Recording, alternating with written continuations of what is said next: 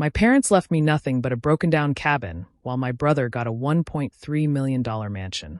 At first, I thought life had cheated me. But then, I uncovered something hidden inside those rotten walls that changed everything. Stay with me as I walk you through this part of my life, and if it speaks to your heart, don't forget to show a little love by liking, sharing, and subscribing so more people can hear stories like mine. My name is Amara Fields. I grew up in a family where love never felt equal. My older brother, Deshaun, was always the golden child. Our parents praised him, spoiled him, and made sure he had everything he could ever want. Me. I was the shadow in the room, the daughter who was there but never fully seen. When our parents passed, the will was read and my whole world tilted. Deshaun got the family mansion in Atlanta, a stunning property worth $1.3 million, sitting proud in a gated community. I can still remember the smirk on his face when the lawyer announced it. It was as if he had won a prize he already knew belonged to him. And me? I got a cabin. Not just any cabin, but the kind that looked like it could crumble under its own weight. Moldy walls, cracked windows, a sagging roof, and the smell of years of neglect trapped inside its wooden bones. It wasn't just a cabin, it felt like an insult written in bricks and wood. I sat there in that lawyer's office, numb. My heart ached, not because I wanted a mansion, but because the will was proof of what I had felt my entire life, that I was never truly loved or valued. My parents had made their final choice, and I wasn't part of the future they saw for the family. Deshaun didn't even try to hide his satisfaction. He clapped me on the back with a grin and said, "Guess you'll have to get used to country living, sis." His words stung like salt on a wound. To him, I was nothing more than the forgotten daughter with a broken inheritance. The drive to rural Georgia felt heavier than any trip I had ever taken. When I first pulled up to the cabin, my chest tightened. The porch leaned to one side like it was tired of standing. Vines crawled up the walls, as though they were trying to reclaim it back to the earth. The air smelled of damp wood and dust, almost like the house had been crying for years. I wanted to turn around. I wanted to scream at my parents for their cruelty. But instead, I stood there, staring at the broken place I had been given, not knowing that inside those rotten walls was something far more valuable than any mansion my brother could ever own. And that was the moment my story truly began. When I stood outside that broken cabin, memories came rushing back like an old wound tearing open again. It wasn't just about what I had inherited, or rather, what I hadn't. It was about everything that had led me here. My whole life had been a reminder that I was never enough for my parents. I could still hear my mother's voice as if she were standing right beside me. "Amara, you're always daydreaming. A dreamer with no future," she would say, shaking her head with disappointment. To her, my imagination and my love for writing and sketching were nothing but wasted time. She never asked what I wanted. She never cared to see what I was good at. But when it came to Deshaun, it was like the sun rose and set on him. "That boy is the legacy of this family," my father would say proudly, puffing his chest every time Deshaun walked into a room. He was their star athlete, their pride at school assemblies, the one they bragged about to neighbors and church members. It didn't matter if I got good grades or worked hard. None of it compared to Deshaun scoring a touchdown or smiling for the yearbook camera. Birthdays were the worst. For Deshaun, they'd throw big parties with balloons, cake, and half the neighborhood invited. I'd stand in the background, helping serve guests while he opened his mountain of gifts. When it was my turn, my birthday always felt like an afterthought. A small cake on the kitchen table, maybe a card, and then business as usual. I remember once, when I turned 10, all I got was a sweater that didn't even fit me, while Deshaun got a new bicycle just because he had earned it at practice. That sweater still sits in my memory like a bruise that never faded. School events told the same story. I once won first place in an art competition, and when I proudly brought my ribbon home, my mother barely glanced at it. "That's nice, Amara," she said, while fussing over Deshaun's football uniform. That same night, my father gave a toast at dinner, not for my ribbon, but for Deshaun making varsity. My ribbon ended up tucked away in a drawer, forgotten. Even milestones like graduations were tainted. When Deshaun walked across the stage, my parents screamed his name like he was the president. When I graduated, they clapped politely and then rushed off to take Deshaun to dinner because he had a big game coming up. My achievements never seemed to carry weight, as though I was a guest in my own family. Those moments stacked on top of each other until they built a wall of resentment inside me. I wasn't angry just because of the cabin. I was angry because the cabin was proof of what I had known since childhood. My family never truly valued me. And standing there, remembering every slight, I realized that betrayal had always been part of my life. This inheritance was simply the final confirmation. The day I finally drove out to see the cabin, my stomach twisted with dread. I had put it off for weeks, but I couldn't avoid it forever. As soon as I pulled into the dirt driveway, I realized why. The place looked like it was holding on to its last breath. The porch leaned forward, its boards sagging and split, like it might collapse if I set one foot on it. The windows were cracked and fogged with dirt, and vines crawled up the sides of the cabin as though the forest was trying to pull it back into the earth. When I opened the car door, the air hit me first. Damp, stale, and thick with the smell of rot. It was the scent of wood that had been soaked in years of rain and left to mold in silence. My chest tightened, and for a moment, I just sat there in the car, staring at the place. This was what my parents thought I was worth. While Deshawn sat in a $1 million mansion in Atlanta, I had been handed a crumbling shack that looked more like a punishment than an inheritance. Every creak of the floorboards as I stepped onto the porch sounded like the house was mocking me. The front door groaned when I pushed it open, the hinges rusted and tired. Inside, the light barely broke through the dirty windows. Dust floated in the air like tiny ghosts, and cobwebs hung from the corners of the ceiling. The floor was uneven, and every step made the wood groan under my weight. I remember standing in the center of that room and feeling humiliated. My parents had made their message clear. I was the forgotten child, the one they could insult even in death. It felt like their final act of cruelty, their last chance to remind me that I didn't matter the way Deshawn did. Word spread quickly in the small rural town. Neighbors stopped by or waved from a distance, their faces carrying the same expression, pity. I overheard them whispering to one another when they thought I couldn't hear. "It's a shame," one woman said to her friend. "How could they give the boy everything and leave her with this?" Another neighbor shook his head and muttered, "It just ain't right." Their pity stung worse than their words. It made me feel like everyone could see my parents' favoritism carved into this broken house. For days, I debated selling it. Realtors told me I'd barely get anything for it. "You'd be lucky to walk away with a few $1,000s, one man told me bluntly. And part of me thought I should just let it go, take the money, and never look back. But every time I reached for the phone to list it, something stopped me. I couldn't explain it, but there was a pull, a strange weight inside me that said this place wasn't finished with me yet. So instead of walking away, I stayed.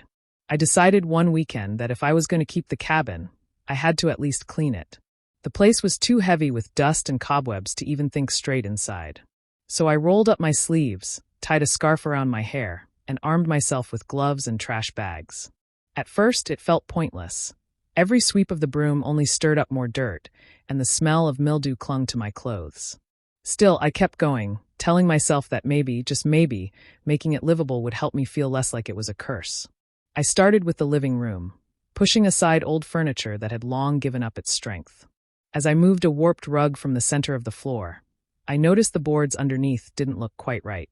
They were uneven, one side slightly raised, as if someone had pried them open before. My heart skipped. Curiosity pushed me to kneel down, and with a bit of effort, I managed to pull up one of the boards. The wood cracked as it came loose, releasing a puff of stale air from the dark space below. Inside the hollow, I saw shapes, not critters like I expected, but trunks. 3 of them, old and heavy, their metal edges rusted and their surfaces coated with dust. For a moment, I just stared. Why would anyone hide trunks beneath the floor? My hands shook as I dragged one out and unlatched it. The hinges groaned, and when the lid opened, I froze. Inside were stacks of journals, yellowed with age, their pages filled with tight handwriting. Beneath them lay folded maps, brittle at the edges, and envelopes stuffed with documents that looked far too important to be left forgotten. The second trunk revealed more of the same, deeds, contracts, and paperwork dating back to the 1950s. The names on them matched the land where the cabin stood. I picked up one of the papers, and my eyes snagged on words I didn't fully understand. Royalty payments, shares, and mineral rights. My pulse quickened. Mineral rights? On this land. I flipped through more papers, each one carrying signatures and stamps of companies I vaguely recognized. Oil. Gas. Energy. I sat back on the dusty floor, my head spinning. Why were these hidden here? And why had my parents never said a word? All my life, I thought this cabin was worthless, nothing but a decaying reminder of how little I mattered. But this was something different. Something bigger. Suspicion coiled tight in my chest. My parents weren't careless people. If these documents were here, under floorboards and locked away in trunks, it was intentional. They had gone out of their way to keep them hidden. But from who? From me? From Deshawn? Or from the world? As I closed the trunks again, I knew one thing for sure. The cabin wasn't the insult I thought it was. It was a mystery, and I was determined to uncover the truth. I couldn't sleep after finding those trunks. My mind kept circling the same questions. What exactly were these papers? Were they even real? And why would my parents leave them hidden, never breathing a word? By the next morning, I was hunched over my laptop at the cabin's dusty kitchen table, spreading the documents out like puzzle pieces. At first, the language on them felt like another world. Terms like royalty payments, mineral rights, and lease agreements filled the pages. I typed them into search engines, trying to make sense of what I was reading. Slowly, a picture began to form. The maps I'd found weren't ordinary maps. They marked sections of land that connected directly to energy companies drilling oil and gas in the region. The signatures, seals, and stamps on the deeds weren't just for show. They tied the very ground beneath my feet to contracts worth fortunes.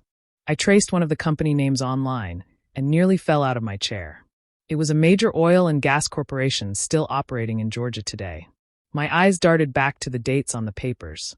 Some from the 1950s, others from the 1970s, and even a few from the early 2000s.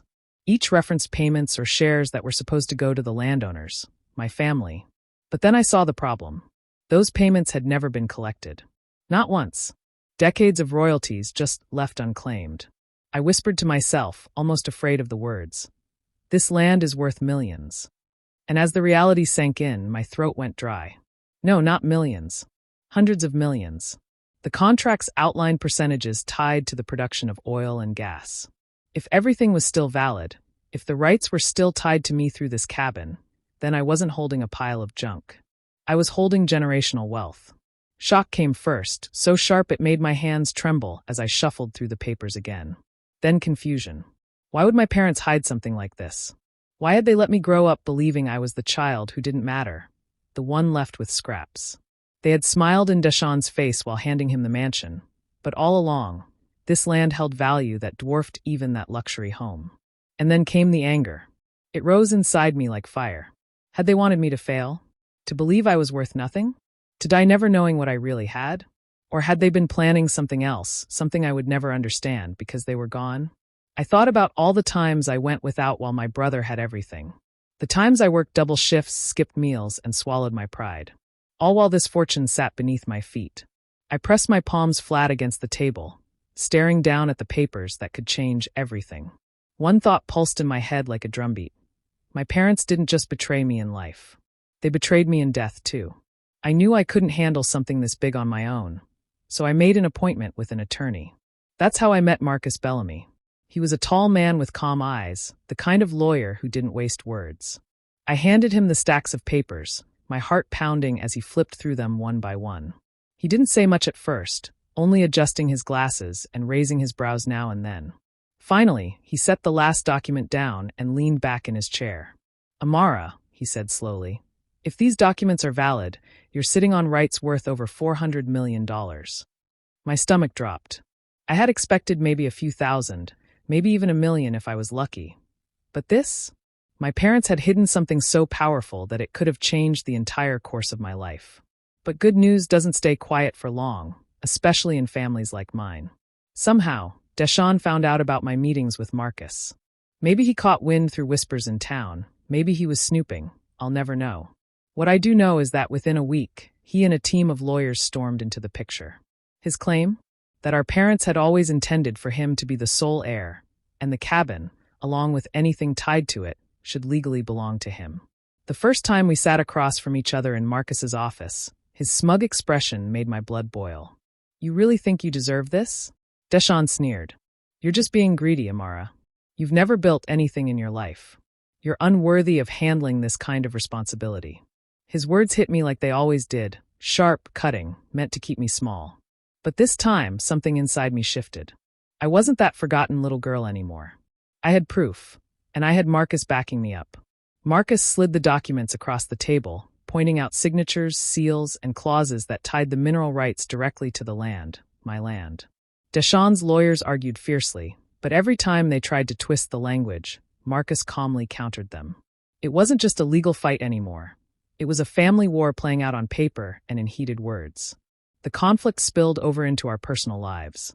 Deshawn called me late at night, his voice full of venom. "You're nothing without me," he hissed.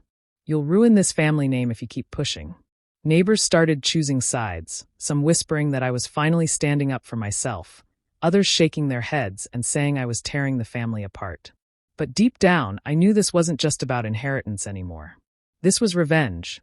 Not the kind you plan out, but the kind life hands you when the tables finally turn. For years, I had been overlooked, dismissed, and shoved aside. Now, with every legal document Marcus presented, I was reclaiming more than money. I was reclaiming my worth. There were nights I lay awake in that cabin, the papers spread out on the table beside me, and anger burned hotter than the summer air pressing through the broken windows. I couldn't stop thinking about the unfairness of it all. My parents had left Deshawn luxury, the mansion, the status, the easy life, while I had been handed scraps. That was all I ever seemed to get from them. Scraps of affection, scraps of attention, scraps of love. Even now, their will had made sure to remind me of my place in their eyes. But as I looked around that creaking old cabin, I realized something almost ironic. Those scraps they left me had turned into a fortune. The land they thought was worthless, the place they assumed would break me, was the very thing that had the power to change everything. It was as if fate itself had taken their cruelty and flipped it on its head. Still, the anger wouldn't let go. I thought back to when I was 16, when I worked evenings at a diner just to save enough money for school clothes. My parents knew, and yet they still spent thousands on a new car for Deshawn because he deserved to ride in style. I remembered sneaking into the pantry late at night, grabbing crackers and peanut butter, because dinner had run out before I got my share. Meanwhile, Deshawn was being served steaks and ribs because he needed protein for football. Every memory was like a fresh cut. My brother walking around in designer shoes while I patched up my sneakers with tape. Him getting praise for simply existing, while I had to fight for the smallest nod of approval. And now, even in death, my parents had tried to make sure he had everything while I was left with nothing. But I wasn't that silent girl anymore. For years, I had swallowed the pain and told myself I wasn't strong enough to fight back. That changed the moment Marcus looked me in the eye and said the words, "You have every legal right to this land." For the first time in my life, someone wasn't telling me I was less than. Someone was saying I had power. So I made a choice. I wasn't going to be erased. Not by my parents' will, not by Deshawn, not by the lies I had been fed since childhood. I poured myself into building the strongest legal case I could with Marcus. Every document we organized, every clause we highlighted, felt like I was stitching together pieces of my own identity. Yes, they left me scraps, but I would turn those scraps into a throne if I had to. This was no longer about just money. It was about finally standing up and saying, "I matter. I exist. And you can't take that from me anymore." The day of the court hearing felt like walking into the lion's den. My palms were damp, my chest tight, but Marcus stood beside me with steady confidence. Across the aisle sat Deshawn, dressed in his sharpest suit, smirking like the outcome was already written in his favor. He had always carried himself that way, as if the world owed him its loyalty. Today, he thought the court would see him as the rightful heir, the golden son. When it was my turn to speak, I stood and presented the documents I had uncovered in the cabin. I laid out the journals, the maps, the deeds, and the contracts. Each one bore signatures and seals that connected directly to our family's ownership of the land. With Marcus guiding me, we showed how the mineral rights were tied to the cabin and had always belonged to whoever inherited it. That heir was me. Deshawn's face twisted with rage. He slammed his hand on the table and shouted, "She forged those papers. My parents would never leave something like this to her." His voice echoed through the courtroom, but the judge simply adjusted her glasses and asked him to calm down. His lawyers scrambled, trying to poke holes in the evidence, but Marcus countered every argument with calm precision.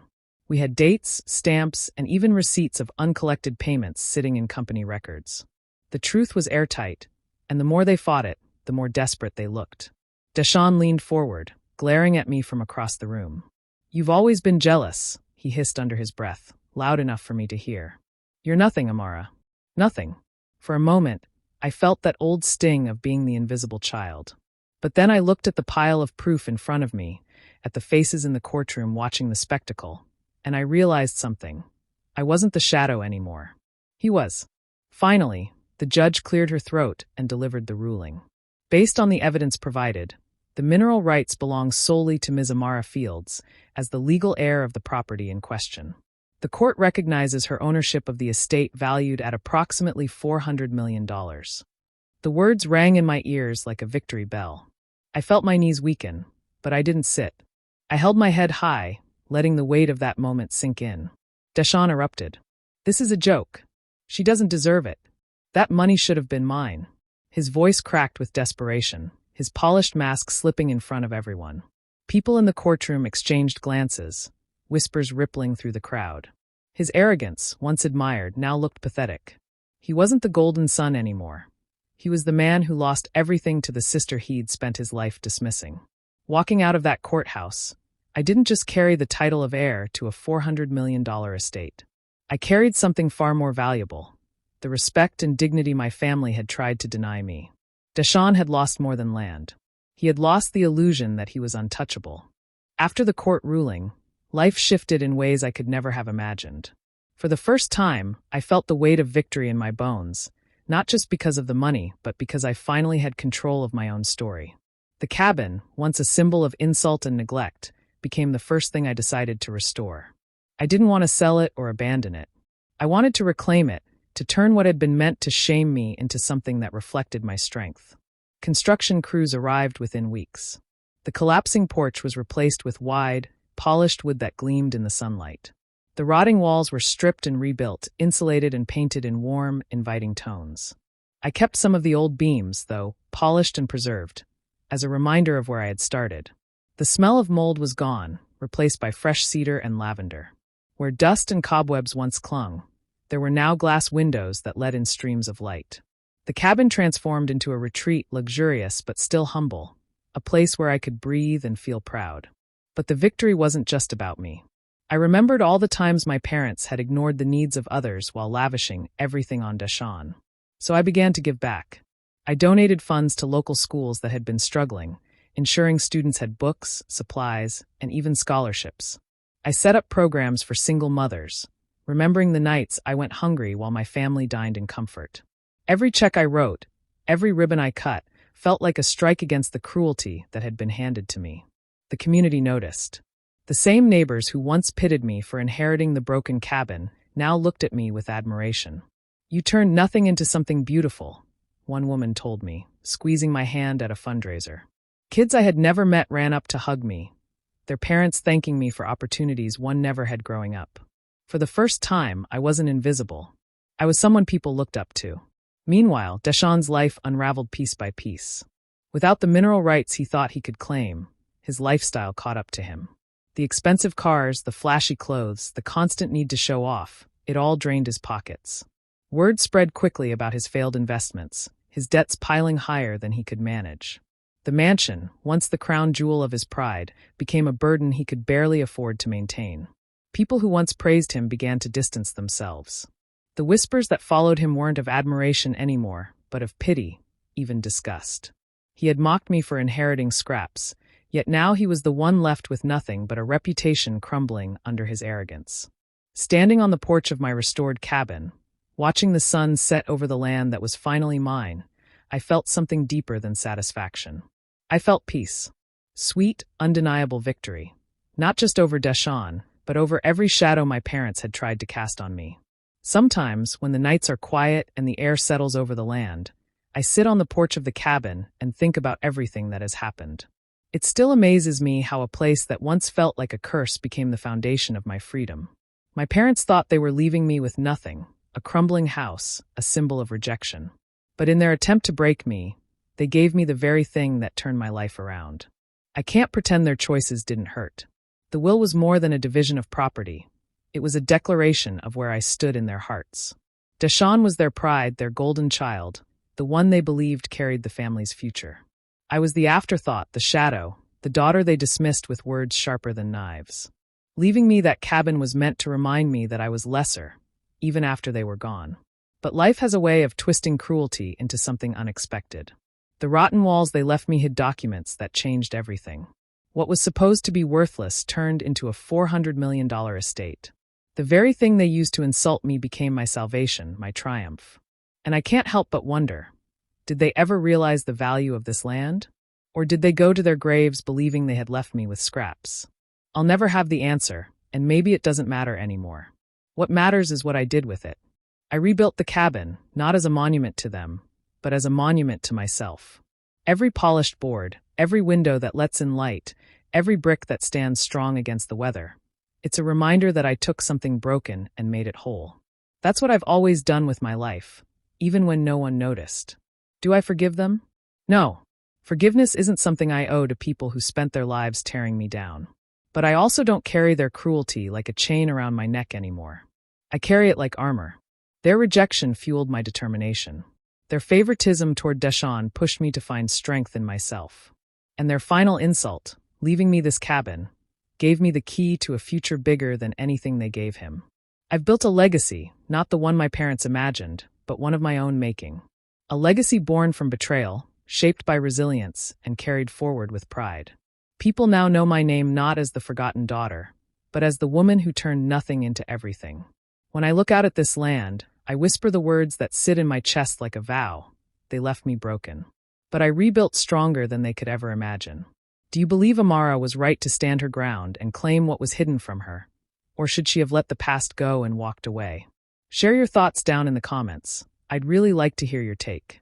And if stories like this inspire you, make sure to hit subscribe and turn on the notification bell so you're always here for the next one.